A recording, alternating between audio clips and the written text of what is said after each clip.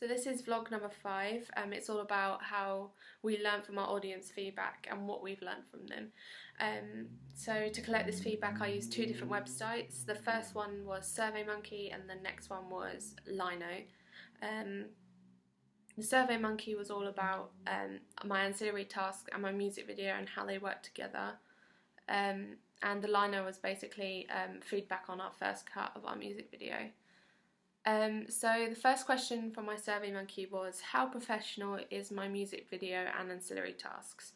And a lot of the people that answered my survey said professional or semi-professional, and that's a really interesting thing because it sort of means that my work is on an industry level, which is a really nice thing to say. And I didn't get any amateur feedback, so that's a really nice thing to say as well, because I put a lot of work into creating those things and having the ideas for them and how I really wanted my creative direction to go. The second question was, do you think my music video, digipack and magazine advert work well together? A few people said kind of, and because I gave them 3 options, yes, kind of and no. A lot of people said that my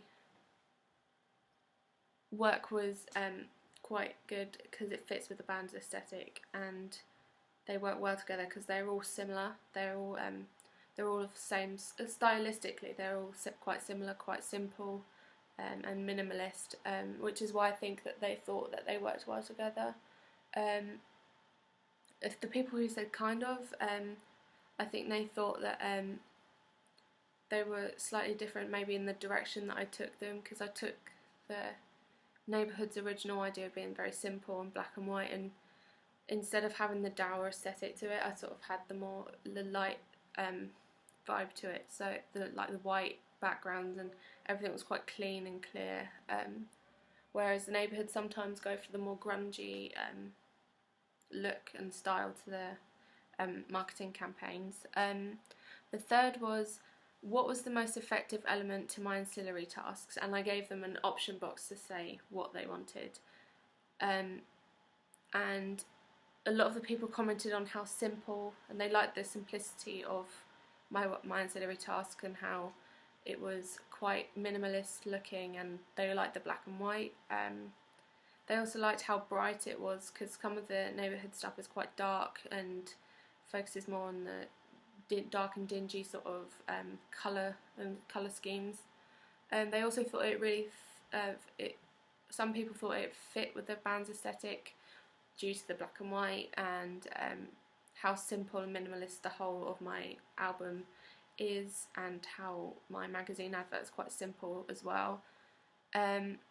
They also, so stylistically, they thought it was a good link and a good comparison, because they sort of run parallel to each other. The fourth question was, how would you describe the brand identity we have constructed?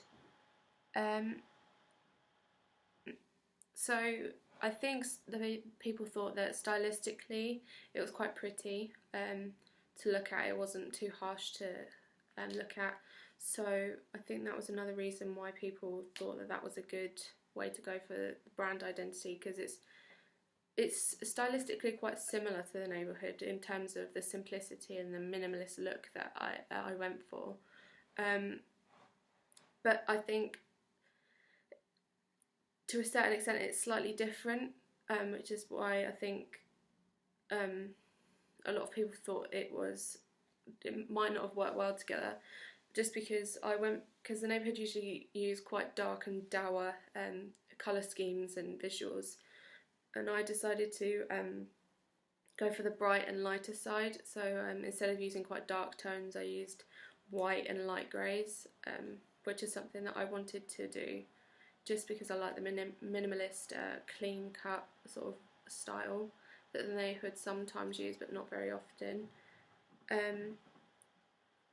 The question number 5 asked about the preference, whether they preferred my digipack or my magazine advert, and I got like a 50-50 reply for this one. A lot of people liked the digipack because it referenced the music video, and it kept it all very current, and it made it link and flow really well together.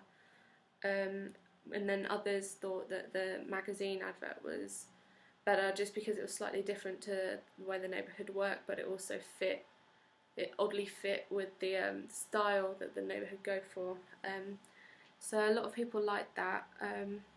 So there wasn't really a rounded answer. It was sort of like a 50-50.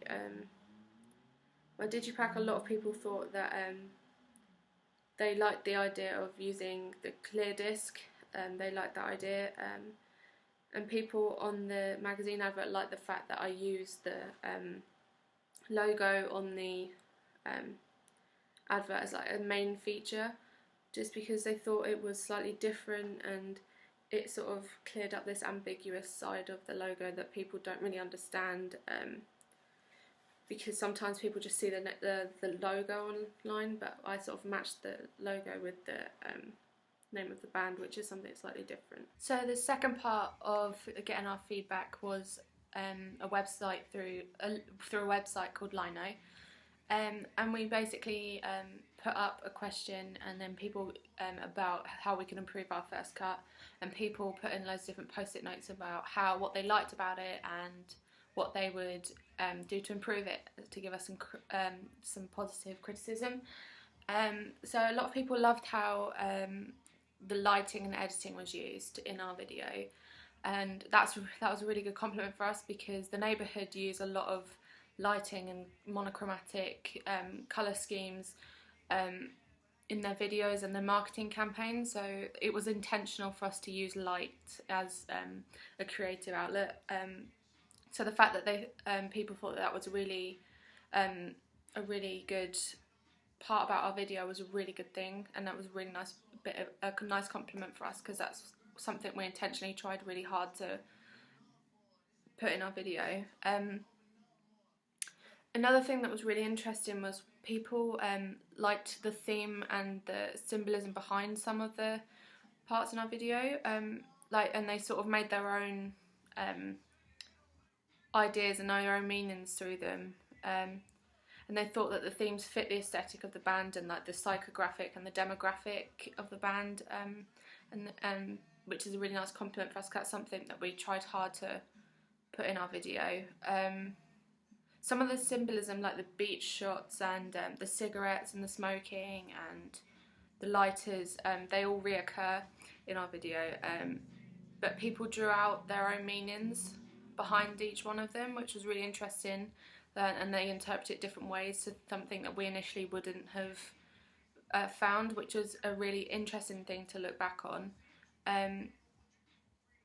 So that they found different things in the different segments that we did, which was quite a refreshing outlook on the video once we had looked at the feedback and seen what people thought the meaning behind each one was, because it was completely different to what the three of us thought. In terms of criticism, like constructive criticism, people thought that the narrative was a bit too ambiguous.